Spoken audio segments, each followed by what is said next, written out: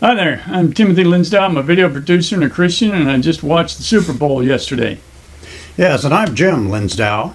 I am Timothy's brother, and I'm also a journalist and a writer-director of videos. That's pretty cool. I also left out the fact that he's a sports editor, so this guy knows his stuff. Inside and out.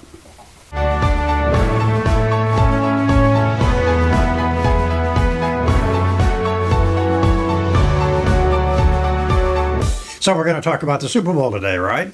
Yep, that's what we're doing.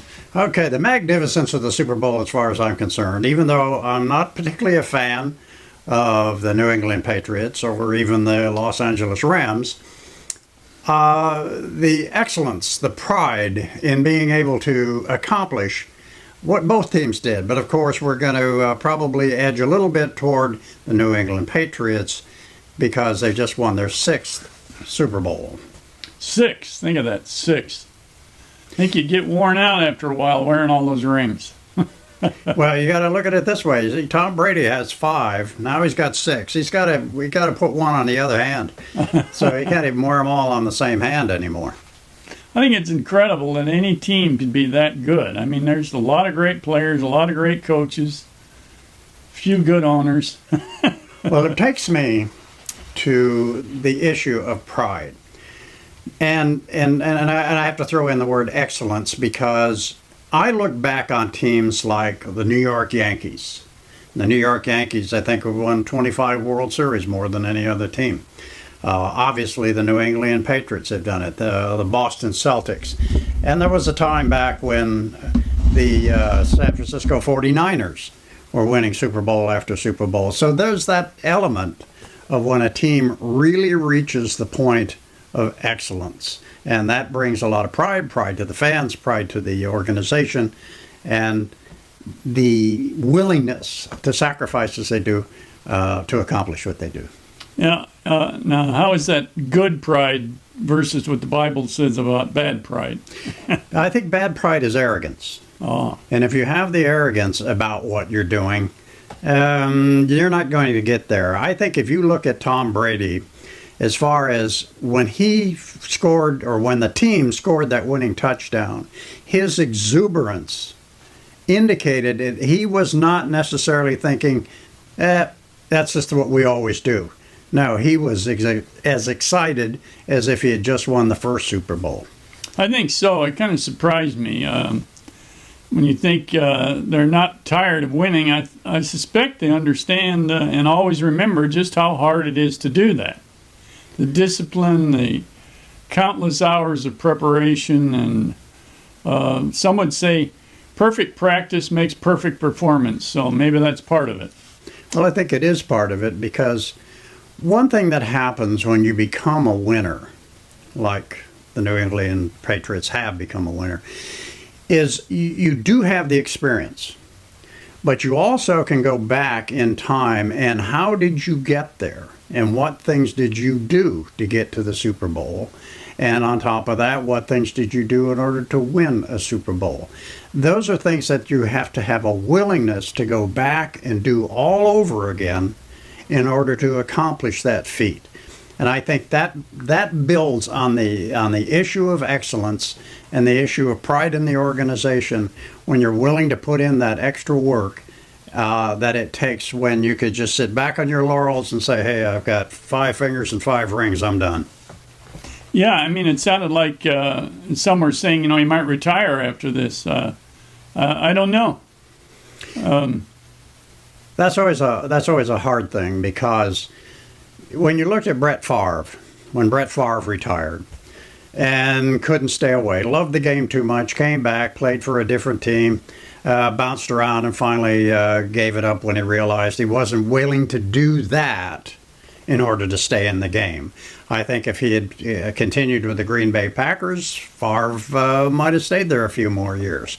But he left an organization of which gave him the pride in which he was willing to do the work. So I think that's a huge part of it. Just because he grows old, just because Tom Brady's 41, I believe, Belichick 66, I believe, age isn't necessarily it. There are people in the game actually older than they, Of course, I don't think they had any 66-year-old players, but coaches might be.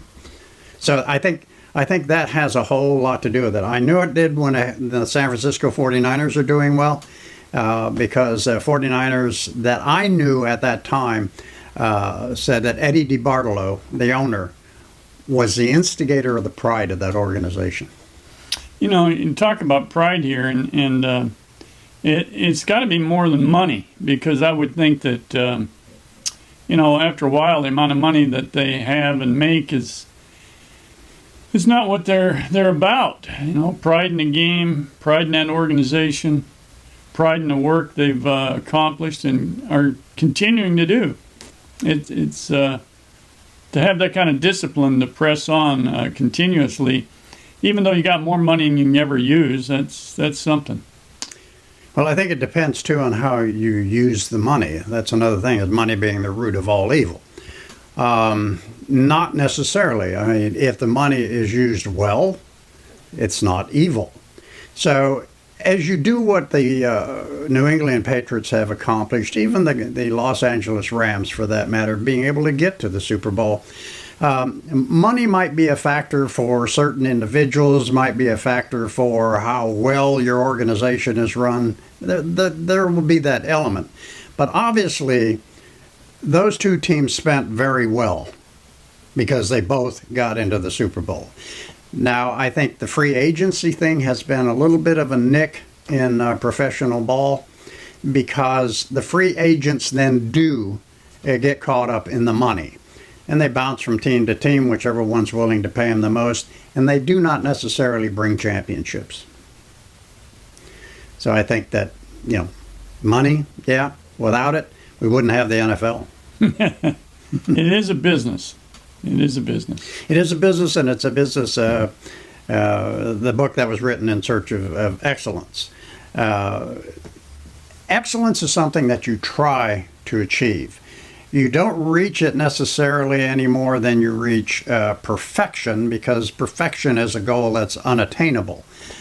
Excellence is kind of, because you can compare it. If you compare the New England Patriots to, say, some of the other teams that have not fared as well, you could say compared to them, the New England Patriots are excellent. Right. Overall, why do you think they continue to come back like that?